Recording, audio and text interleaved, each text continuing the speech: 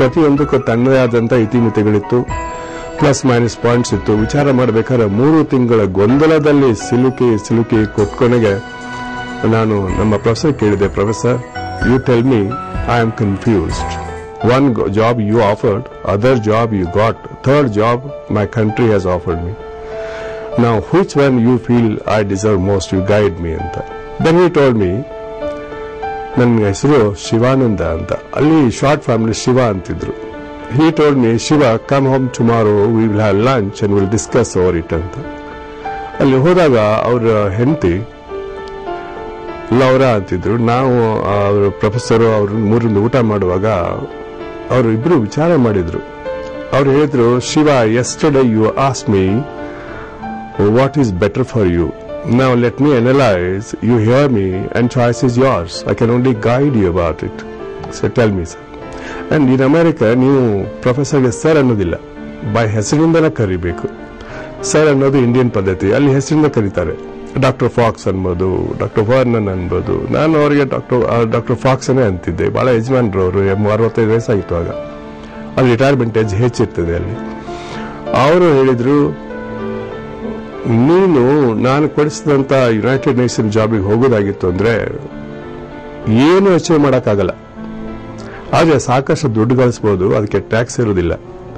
ಸಾಕಷ್ಟು ದೇಶಗಳನ್ನ ಜಗತ್ತಿನಲ್ಲಿ ಎಲ್ಲಾ ದೇಶಗಳಿಗೆ ರಿಸರ್ಚ್ ಎಕ್ಸ್ಪರ್ಟ್ ಆಗಿ ಯುನೈಟೆಡ್ ನೇಷನ್ ಕಾರ್ಯಕ್ರಮದಲ್ಲಿ ನೀನು ಒಬ್ಬ ಅಡ್ಮಿನಿಸ್ಟ್ರೇಟರ್ ಆಗಿ, ಅಡ್ವೈಸರ್, ಇದು ಎಕ್ಸ್ಪರ್ಟ್ ಆಗಿ ಹೋಗ್ಬೋದು. ಹೊರತಾಗಿ ನಿನಗೇನು ಬರೆಯಕ್ಕಾಗಲ್ಲ, ಬರೆದು ಕೂಡ ಯುನೈಟೆಡ್ ನೇಷನ್ಸ್ ಹೆಸರಲ್ಲಿ ಬರೀಬೇಕು. ಏನು ರಿಸರ್ಚ್ ಮಾಡಕ್ಕಾಗಲ್ಲ, ಟೈಮ್ ಇರುವುದಿಲ್ಲ. ಒಂದ್ ದೇಶದ ಮತ್ತೊಂದು ದೇಶಕ್ಕೆ ಸಣ್ಣ ಕಾರ್ಯಕ್ರಮ ನೋಡೋದ್ರಲ್ಲಿ ಟೈಮ್ ಹೋಗುತ್ತೆ. ಆದ್ರೆ ದುಡ್ಡು ಗಳಿಸಬಹುದು ಸಿಕ್ಕಾಪಟ್ಟೆ, ಟ್ಯಾಕ್ಸ್ ದುಡ್ಡು ಇರ್ತದೆ, ಚೆನ್ನಾಗಿ ಸಂಬಳ ಕೊಡ್ತಾರೆ. 10 ವರ್ಷ ನೌಕರಿ ಮಾಡಿದ್ರೆ ನಿನ್ಗಲ್ಲಿ ಪೆನ್ಷನ್ ಕೊಟ್ಬಿಡ್ತಾರೆ. ನಿನಗೆ ಯಾವ್ದು ಮುಖ್ಯ?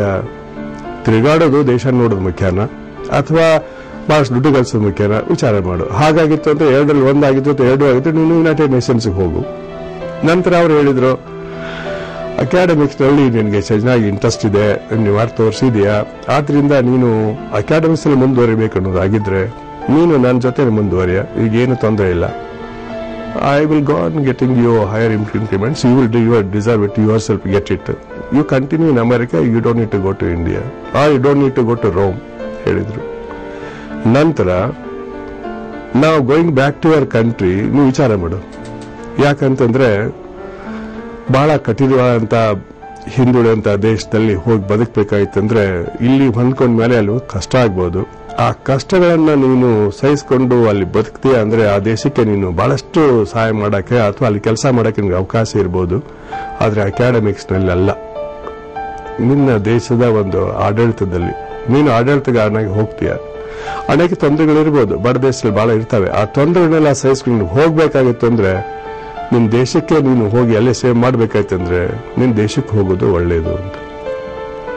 ಅದಕ್ಕೆ 3ರಲ್ಲಿ ನೀನು ವಿಚಾರ ಮಾಡು. ಇದು ನನ್ನ ಒಂದು ರ್ಯಾಂಡಮ್ ಥಾಟ್ಸ್ ನಿನ್ಗೆ ಹೇಳಿದ್ದೇನೆ, ತೀರ್ಮಾನಕ್ಕೆ ನೀನು ಬರು, ಆಮೇಲೆ ನನ್ಗೆ ತಿಳಿಸು ಅಂತ ಹೇಳಿದ್ರು. ನಾನು 1 ವಾರ ಇದನ್ನೇ ವಿಚಾರ ಮಾಡಿ ಕೊಟ್ಕೊನೆಗೆ 1 ವಾರದ ನಂತರ ನಾನು ಭಾರತಕ್ಕೆ ಹೋಗ್ತೀನಿ ಅಂತ ತೀರ್ಮಾನ ಮಾಡಿದೆ.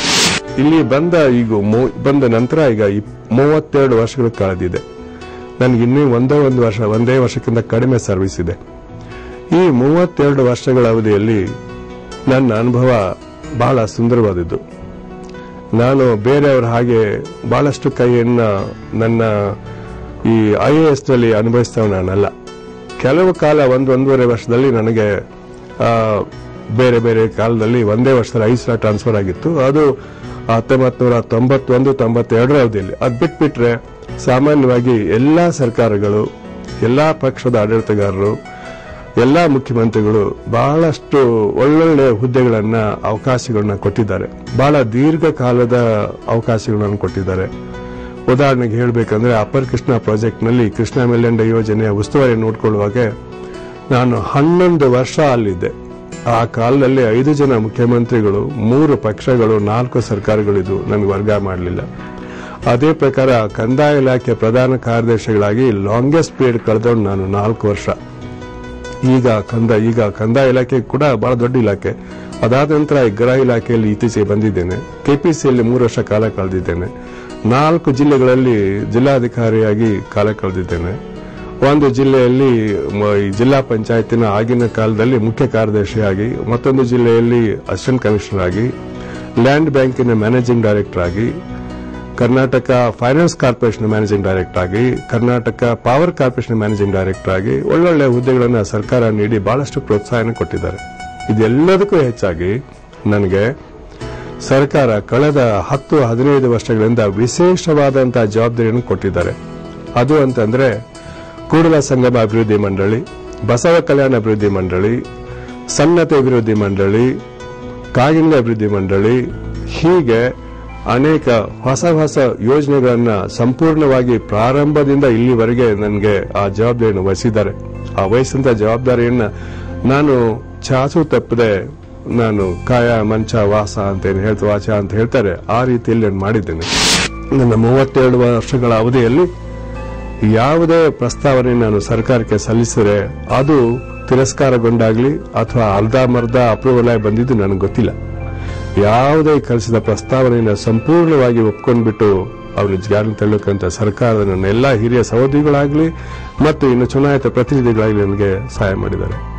ನನ್ನ ಅನುಭವದಲ್ಲಿ ಯಾವುದೇ ಇಲಾಖೆಯಲ್ಲಿ ಯಾವುದೇ ಅಧಿಕಾರಿಗಳು ಕೆಟ್ಟವರಾಗಿರೋದಿಲ್ಲ, ಅವರು ಅಪ್ರಾಮಾಣಿಕರು ಆಗಿರೋದಿಲ್ಲ, ಅವರು ಅಧ್ಯಕ್ಷರು ಆಗಿರೋದಿಲ್ಲ. ಅವ್ರು ಹಂಗ ಆಗ್ಬೇಕಾಗಿತ್ತು ಅಂದ್ರೆ ಅವ್ರನ್ನ ನಡೆಸಿಕೊಳ್ಳುವಂತ ನಮ್ಮ ರೀತಿ ಸರಿಯಾಗಿಲ್ಲ ಅಂತ ನನ್ನ ಕಲ್ಪನೆ. ಯಾವುದೇ ಅಧಿಕಾರಿಯಾಗಿದ್ರೂ ಕೂಡ ಸರಿಯಾದಂತ ಅವನ ಮೇಲ್ವಿಚಾರಣೆ, ಮಾರ್ಗದರ್ಶನ, ಕಟ್ಟುನಿಟ್ಟಿನ ಕೆಲಸ, ಸಮಯಬದ್ಧ ಒಂದು ಗುರಿಯನ್ನ ಕೊಟ್ಟು ಅವ್ರನ್ನ ನಾವು ನಿರ್ಬಂಧಿಸಿದರೆ, ಮಾರ್ಗದರ್ಶನ ಮಾಡಿದರೆ ಎಲ್ಲಾ ಅಧಿಕಾರಿಗಳು ಚೆನ್ನಾಗಿ ಕೆಲಸ ಮಾಡಿದ್ದಾರೆ, ಮಾಡಿಸಿದೀನಿ ಅನ್ನುವಂತ ಧೈರ್ಯ ನನಗಿದೆ. ಆದ್ರೆ ಅವ್ರು ಮಾಡ್ತಾ ಇಲ್ಲ, ಭ್ರಷ್ಟರಾಗಿದ್ದಾರೆ, ಅಧ್ಯಕ್ಷರಾಗಿದ್ದಾರೆ ಸತ್ಯ. ಆದ್ರೆ ಯಾರು ಅವ್ರ ಜೊತೆ ಮೇಲ್ವಿಚಾರಣೆ ಸರಿಯಾಗಿ ಮಾಡಲ್ವೋ ಅವಾಗಿಂತವ್ರು ಆಗ್ತಾರೆ. ಆದ್ರಿಂದ ನಾನು ತಿಳ್ಕೊಂಡಿದ್ದೇನೆ, ಬ್ಯೂರಾಕ್ರಸಿನ ಇವತ್ತು ಚೆನ್ನಾಗಿ ಮಾಡಬೇಕಾಗಿತ್ತು ಅಂದ್ರೆ ಅದರ ಮೇಲ್ವಿಚಾರಣೆ ಮಾಡ್ತಕ್ಕಂಥವ್ರು ಭ್ರಷ್ಟರಾಗಿರಬಾರ್ದು, ಅಧ್ಯಕ್ಷರಾಗಿರಬಾರ್ದು, ಅಪ್ರಾಮಾಣಿಕರಾಗಿರಬಾರ್ದು. ಅವರೇ 3 ಆಗಿತ್ತು ಅಂದ್ರೆ ಕೆಳಗಿನವರು ಅವ್ರು ನೋಡಿಕೊಂಡು ಕಲಿತಾರೆ. ಅದೇ ಮೇಲಿನವರು ಇದು ಆಗಿರ್ಲಿಲ್ಲ ಅಂದ್ರೆ ಕೆಳಗಿನವರೆಲ್ಲ ಅದೇ ಮಾರ್ಗದಲ್ಲಿ ಮುಂದುವರಿತಾರೆ. ಆದ್ರಿಂದ ನಾನು ತಿಳ್ಕೊಂಡಿದ್ದೇನೆ, ಇವತ್ತು ದೇಶ ಹಾಳಾಗಬೇಕಾಗಿತ್ತಂದ್ರೆ ಮೇಲ್ಮಟ್ಟದಲ್ಲಿ ಅದನ್ನು ಸರಿಪಡಿಸುವುದು ಬಹಳ ಅವಶ್ಯಕತೆ ಇದೆ. ಅದಾದಾಗ ಕೆಳಮಟ್ಟದಲ್ಲಿ ಆಗತ್ತೆ ಅನ್ನೋದು ನನ್ನ ಒಂದು ಸಂಪೂರ್ಣವಾದಂತ ನಂಬಿಕೆ, ನನ್ನ ಅನುಭವ ಕೂಡ.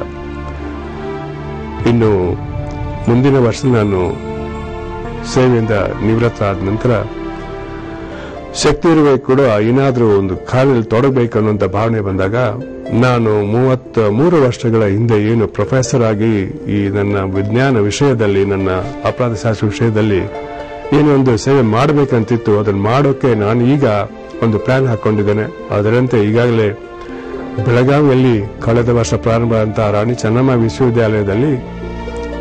ವಿಶ್ವವಿದ್ಯಾಲಯದ ಮತ್ತು ಕರ್ನಾಟಕ ಸರ್ಕಾರದ ಸಹಾಯದಿಂದ ಹೊಸದಾಗಿ ಅಲ್ಲಿ ಒಂದು ಅಪರಾಧ ಶಾಸ್ತ್ರ ವಿಭಾಗವನ್ನು ತೆಗೆದಿದ್ದೇವೆ. ಅದಕ್ಕೆ ಸ್ಕೂಲ್ ಆಫ್ ಕ್ರಿಮಿನಾಲಜಿ ಅಂತ ಹೆಸರಿಡಲಾಗಿದೆ. ಅಲ್ಲಿ ನಾನು ಕಳೆದ ಕೆಲವು ತಿಂಗಳಿಂದ ಸಂದರ್ಶಕ ಪ್ರಾಧ್ಯಾಪಕ ಅಂತ ಹೋಗ್ತಾ ಇದ್ದೇನೆ.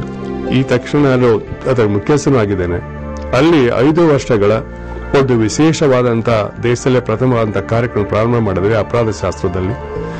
ಅದು ಮುಂದಿನ 4-6 ವರ್ಷಗಳಲ್ಲಿ ಅಲ್ಲಿ ಸೇವೆ ಮಾಡಬೇಕನ್ನುವಂತ ಪ್ಲಾನ್ ಇಟ್ಕೊಂಡು ಈ ಕಾರ್ಯಪ್ರಯತ್ನ ಆಗಿದ್ದೇನೆ. ದೇಹದಲ್ಲಿ ಶಕ್ತಿ ಇರುವವರೆಗೆ, ತಲೆ ಕೆಲಸ ಮಾಡುವವರೆಗೆ ಅಲ್ಲಿ ಸಮಯ ಕಳಬೇಕನ್ನಂತ ನನ್ನ ಇಚ್ಛೆ ಇದೆ. ದೇವರು ಪೂರೈಸ್ತಾನೆ ಅಂತ ನಾನು ನಂಬ್ತೇನೆ.